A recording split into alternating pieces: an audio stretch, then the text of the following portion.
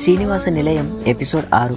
Hi friends, episode 6కు మీకు స్వాగతం. ప్రేమతీరంకు మీకు స్వాగతం.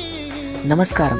గత ఎపిసోడ్లో విక్రమ్, శ్రేయ మరియు అవంతిక కైలాష్ కుట్రను అడ్డుకోవడానికి తమ రైస్ మిల్లు స్థలానికి సంబంధించిన అసలు పత్రాల కోసం పాత ధ్వంసమైన మిల్లు వైపు బయలుదేరారు.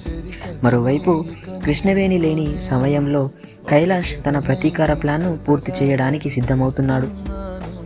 ఇప్పుడు ఆ పాత మిల్లులో వారికి ఎదురైన సవాళ్లు మరియు కైలాష్ యొక్క తదుపరి దారుణమైన చర్యలను చూద్దాం.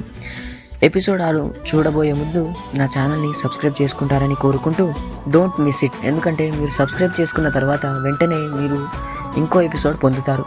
దయచేసి సపోర్ట్ చేస్తారని కోరుకుంటూ ఇక మొదలెడదాం. విక్రమ్, శ్రేయ మరియు అవంతిక కృష్ణ కాలువకు దూరంగా ఉన్న పాతబడి ధ్వంసమైన రైస్ మిల్లు ఆవరణకు చేరుకున్నారు. అది అంతా దుమ్ము ధూళితో నిండిన భయంకరంగా ఉంది. శ్రేయ పాత మిల్లును చూస్తూ భావోద్వేగంతో, విక్రమ్, ఇక్కడ నా చిన్నప్పుడు నాన్నతో కలిసి ఆడుకునేదాన్ని. ఈ మిల్లు అంటే మా నాన్నకు జీవితం. ఇక్కడే